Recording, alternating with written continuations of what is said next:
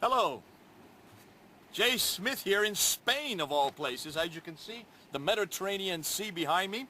We're going to continue this theme about Muhammad.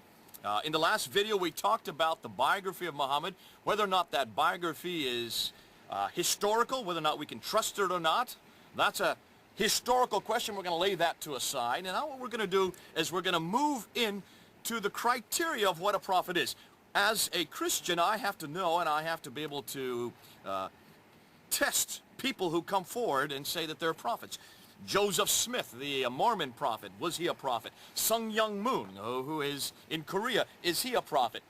Charles Taze Russell, who was the creator of Jehovah's Witnesses, could he be claimed as a prophet? And of course, Muhammad, the man who was born in 570, started receiving these revelations in 610, so we're told, and then died in 632, so we're told.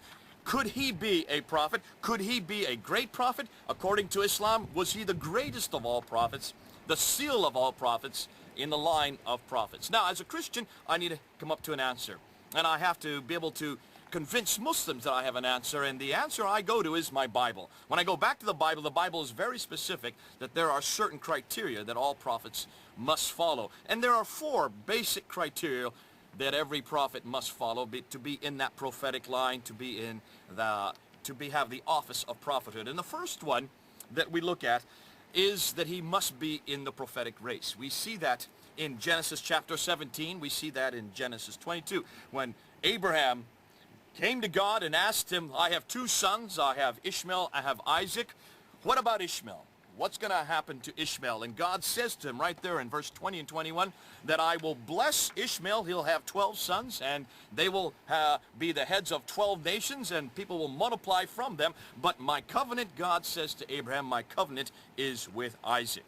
And it's that covenantal line that we're looking at. It's that covenantal line that was then referred to again in Genesis 22 when God goes to Abraham, and 3 times in chapter 22 he says to Abraham, bring your one and unique son. 3 times he specifies that that one and unique son is Isaac, not Ishmael, but Isaac. Knowing at that time that Abraham had 2 sons, obviously God meant here that as far as he was concerned, Abraham only had 1 son, and that's the son that he gave him. So it's from that line that the prophets have to fall.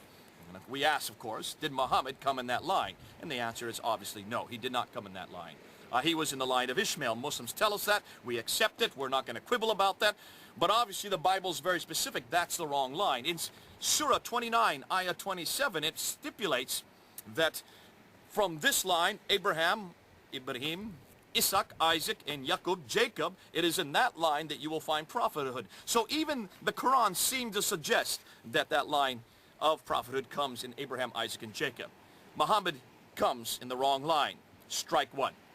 Secondly, we know that the revelation, that which is given to the prophet, must correspond with that which has come before. Now, when you look at the Old Testament, when you look at all the prophets of the Old Testament, Abraham, Moses, of course, Moses we know quite a bit about because he not only writes about himself, but also writes a good bit about Abraham leading up to his time. And when you look and see what they said, they are all waiting for the Messiah. They're pointing to the coming of the Messiah. They specifically talk about the Messiah. Other prophets that come after do so. Isaiah, Elijah, they're all waiting for this Messiah to come in that prophetic line. And more specifically, the Messiah will come as a suffering servant. We see that in Isaiah 53. We also see that in Isaiah 69. We see that in Psalm 22. But what's more interesting is when you come to Jesus, he fulfills almost all of those prophecies. There's a good 300 prophecies that he fulfills, all of which prophesied where he would be born in Micah 5:2, there in Bethlehem, how he would die between 2 robbers. We see that he would then be buried in a rich man's tomb.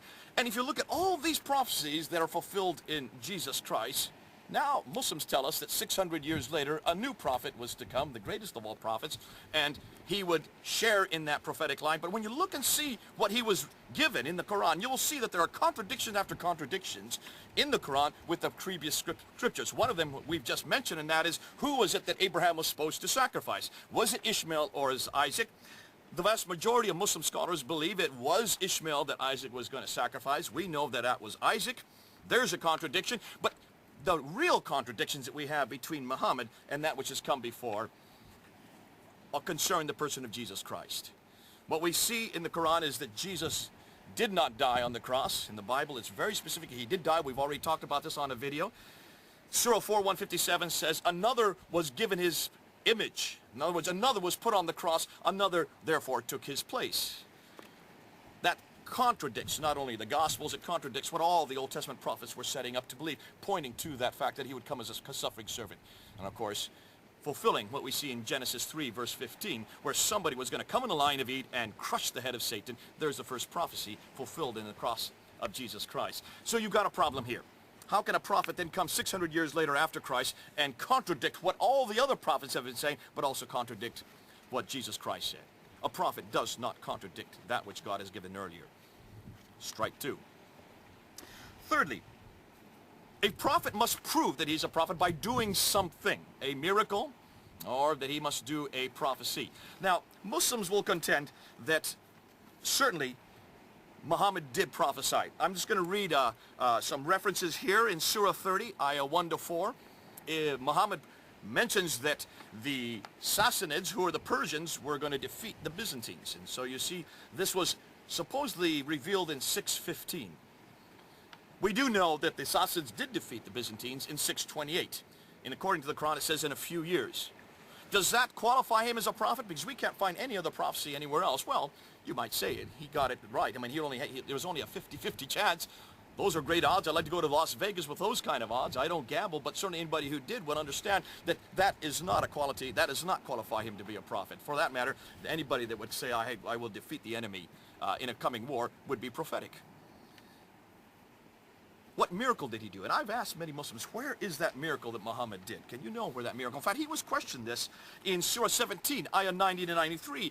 The Jews questioned him, where is this miracle that you're going to do to prove that you're a prophet? And you'll see the response in Surah 2, Surah 6, Surah 1, 13, Surah 17, and also Surah 54, where Muhammad comes back and says, I am nothing but a warner. And he actually stipulates that he cannot do any miracles. And in fact, he gives the excuse that the prophets before did miracles. You didn't believe them, so why should I do a miracle? You won't believe me. Not much of a defense. So certainly we don't know that Muhammad did any miracle. He doesn't claim to do a miracle.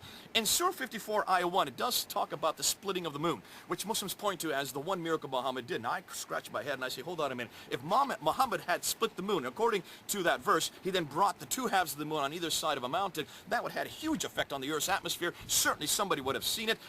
Half the population of the world would have noticed it. It would have been written up somewhere in the books. We don't know any reference of any moon being brought down on either side of the Earth. It had a huge effect on the Earth's gravitational pull. But obviously today, Muslims no longer are saying that Muhammad had done that, certainly not in the 7th century.